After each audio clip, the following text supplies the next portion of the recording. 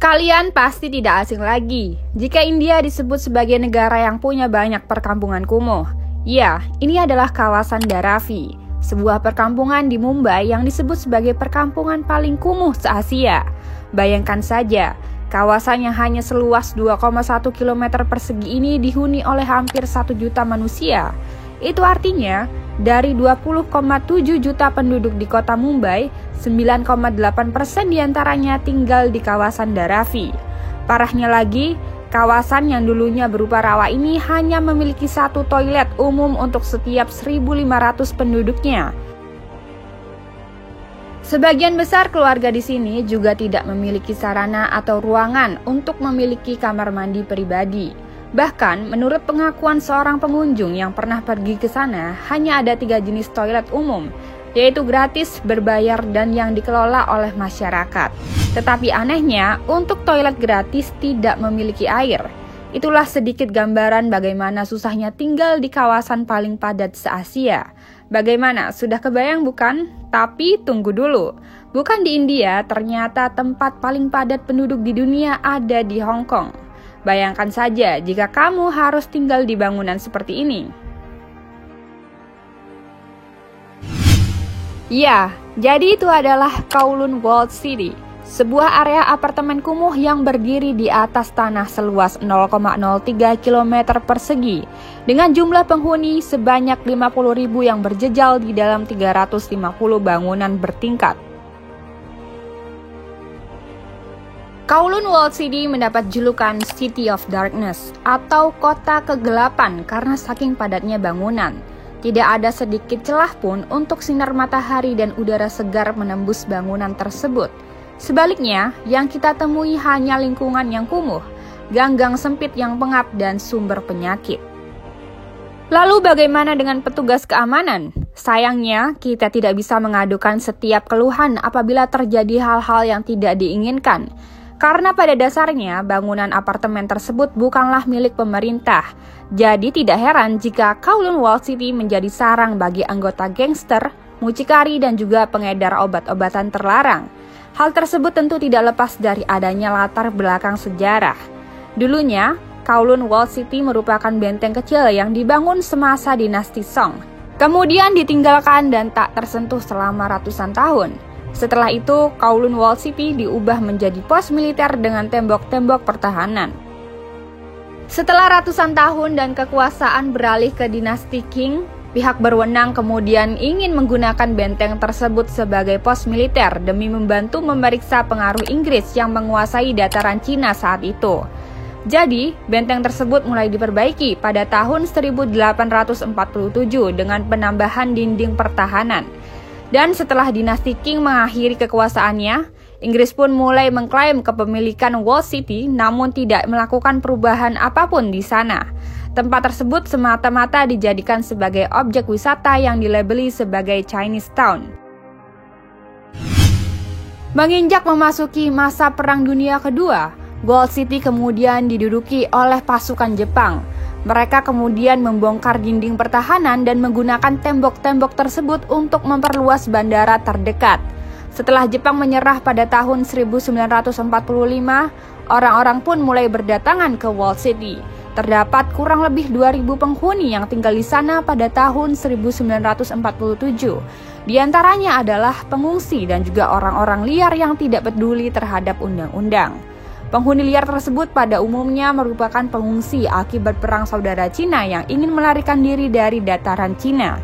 Seiring bertumbuhnya populasi di Kowloon Walled City, pada tahun 1948, Inggris pun mencoba untuk mengusir para penghuni liar tersebut namun gagal dan mulai menyerah. Sejak saat itu, pemerintah Inggris menerapkan kebijakan hands off atau angkat tangan terhadap Kowloon Walled City. Setelah bertahun-tahun seiring pertumbuhan populasi kota, orang-orang pun terus membangun di atas struktur bangunan rumah yang ada. Hingga akhirnya, Kowloon Walled City memiliki kurang lebih 300 bangunan bertingkat yang saling bertumpuk-tumpuk yang dibangun dari ruangan per ruangan tanpa bantuan seorang arsitek. Akibatnya, bangunan menjadi begitu padat sehingga sinar matahari tidak bisa mencapai dasar bangunan. Di tingkatan yang paling bawah, Cahaya pun tidak dapat masuk sama sekali, sehingga sangatlah gelap gulita baik siang maupun malam. Orang-orang selalu membawa payung saat melewati gang karena ada saluran pipa yang bocor di mana-mana dan tidak pernah sekalipun diperbaiki. Banyak apartemen tidak memiliki jendela atau akses ke udara segar karena tertutup di tengah-tengah bangunan. Pada bagian atas, atap saling berhubungan sehingga seseorang pun bisa melakukan perjalanan dari satu sisi bangunan ke sisi yang lain tanpa menyentuh tanah. Salah satu dari sedikit peraturan yang diberlakukan di kota tersebut adalah tidak diperbolehkan adanya bangunan yang lebih dari 14 tingkat. Hal itu dikarenakan Walled City terletak sangat dekat dengan bandara sehingga jika bangunan dijadikan lebih tinggi lagi dipastikan bisa memblokir jalur penerbangan pesawat yang terbang lebih rendah. Beberapa penduduk yang tinggal di tingkatan paling atas menganggap atap sebagai tempat perlindungan karena merupakan satu-satunya pelarian dari klaustrofobia kota. Atap sering digunakan untuk berolahraga dan sebagai tempat bermain. Di sana juga digunakan untuk taruhan balap merpati oleh para penghuninya. Tetapi atap rumah juga bisa berbahaya dikarenakan terdapat celah-celah kecil di antara bangunan-bangunan tersebut.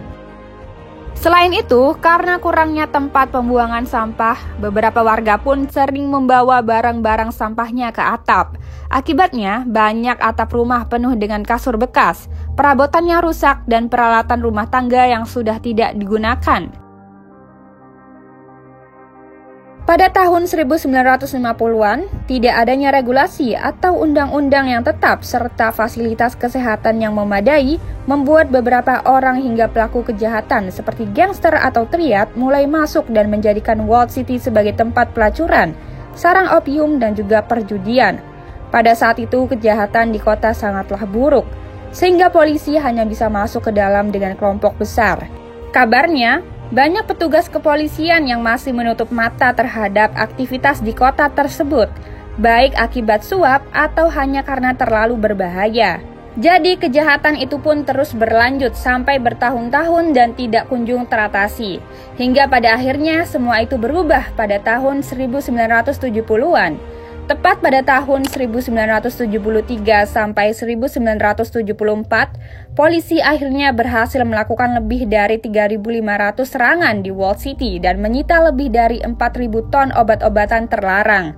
Hal tersebut juga didukung karena adanya kampanye anti korupsi yang menyingkirkan unsur-unsur kriminal di dalam kepolisian dan mampu melemahkan keberadaan triad atau gangster. Hingga pada tahun 1983, polisi pun mengumumkan bahwa tingkat kejahatan di Kowloon Walled City telah terkendali. Pemerintah Inggris dan juga Cina kemudian menginginkan agar kota tersebut segera dibongkar. Jadi, mereka memberikan kompensasi sebesar 350 juta dolar Hong Kong kepada penduduk dan juga bisnismen lalu mengusir mereka keluar kota. Sehingga pada tahun 1987, pemerintah mengumumkan rencananya untuk menghancurkan kota tersebut. Dan pada tahun 1993, Kowloon Walled City direnovasi total dan diubah menjadi sebuah taman. Tempat yang penuh sejarah di Hong Kong tersebut kini dinamai sebagai Kowloon Walled City Park. Beberapa peninggalan yang masih ada dijadikan sebagai cagar budaya di taman tersebut, seperti beberapa artefak dari sisa-sisa gerbang selatan yang berfungsi sebagai pintu masuk utama kota. Serta juga masih ada kantor administrasi lama yang berasal dari dinasti Qing.